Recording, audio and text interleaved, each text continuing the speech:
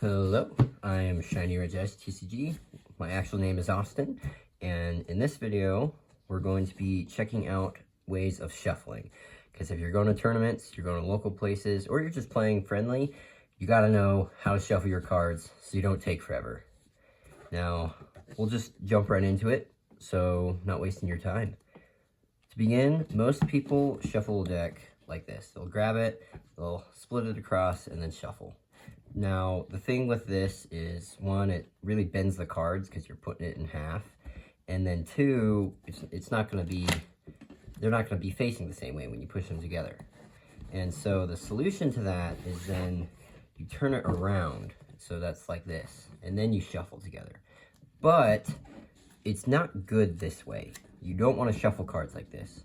Because as your thumb bends up on this area, you are actually pulling this, you're pulling this up, and it's going to split these seams here, and you're going to rip your card sleeves doing that.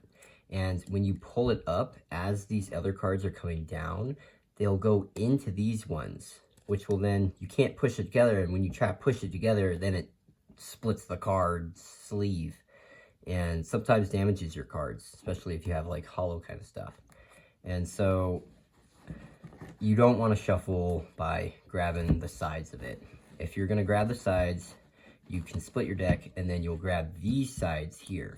You'll grab mainly this area of the card, and you'll put your thumb here because you're going to be pulling that up.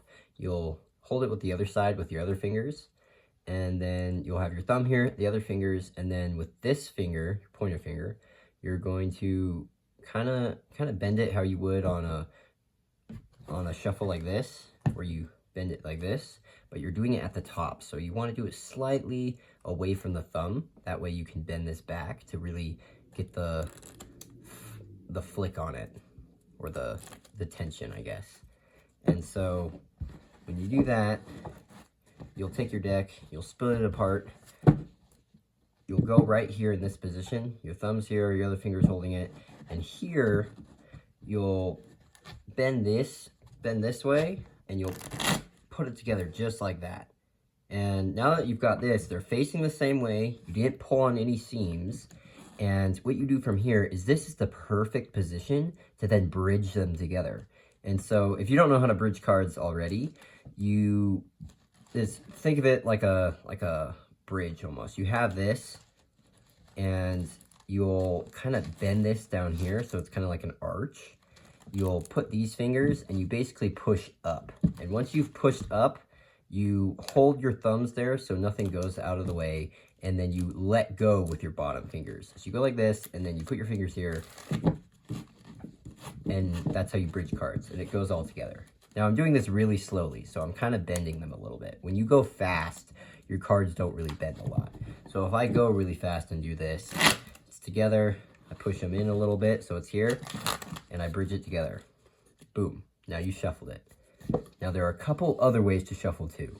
So we already showed you what not to do. We don't want to shuffle like this, because it'll either be the wrong way, or it'll mess up your sleeves and cards. You can shuffle sideways, but obviously you could see it does bend them a little bit, especially when you're doing it over and over. You'll start bending your cards. And so one thing you can change with that is, instead of shuffling that, a lot of people shuffle just by putting the cards like into each other, basically. So when you split the deck, you take what it kind of looks like is putting it like this, or putting it into that corner.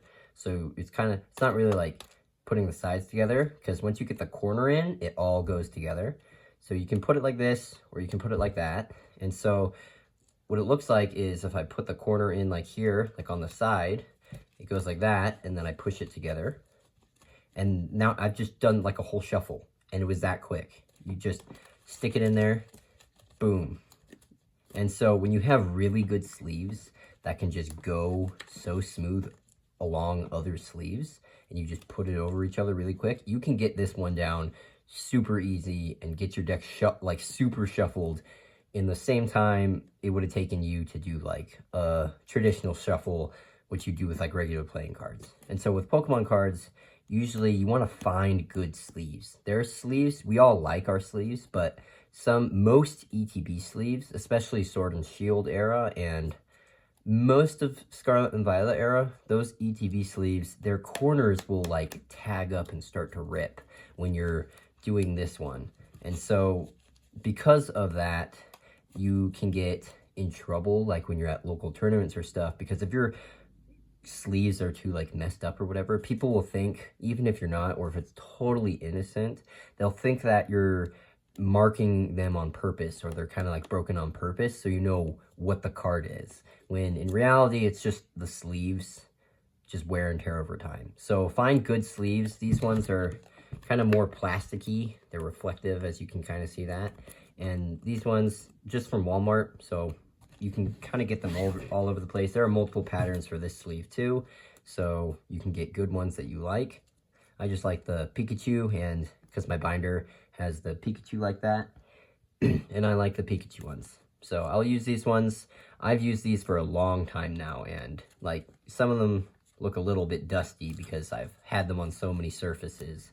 But these, the corners are fine. There's no problem, and that's how I shuffle. I like to shuffle like this because it works for me. It's quick, it's easy, and that's what works. And so you want to find good sleeves that work. Ones from Sword and Shield and Scarlet and Violet ETBs aren't the greatest, so I wouldn't use those if you're shuffling like this. You can shuffle those ones like this though, if that's what you want. If you want to shuffle them like that, it works because you're not like jamming the corners into anything. And so if you want to shuffle them like that, it will work for you, and then you can use whatever sleeves you want.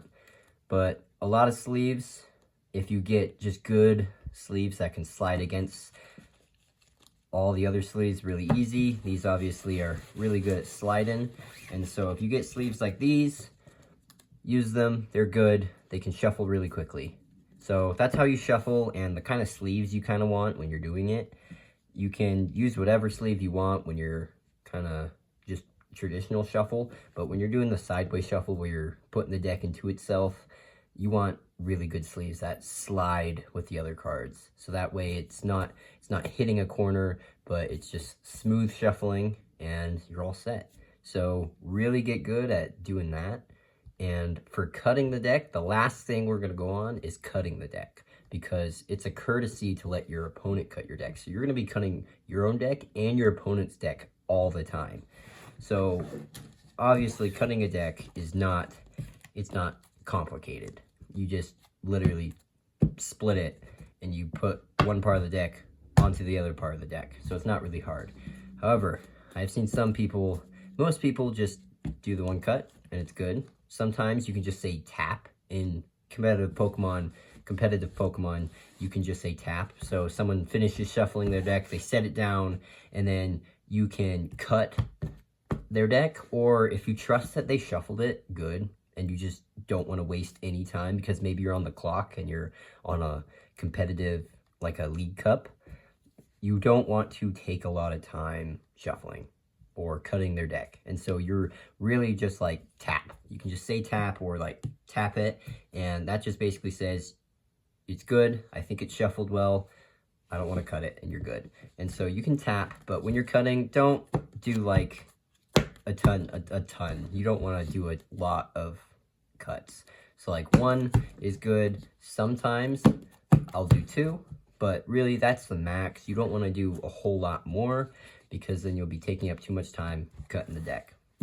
And so cutting, shuffling, and card sleeves, make sure they all encompass what you want. At the end of the day, get the card sleeves you want and just be able to shuffle them where it won't damage the card sleeves and you enjoy playing with it. That's all for today's video, and hope that helps you. See you later.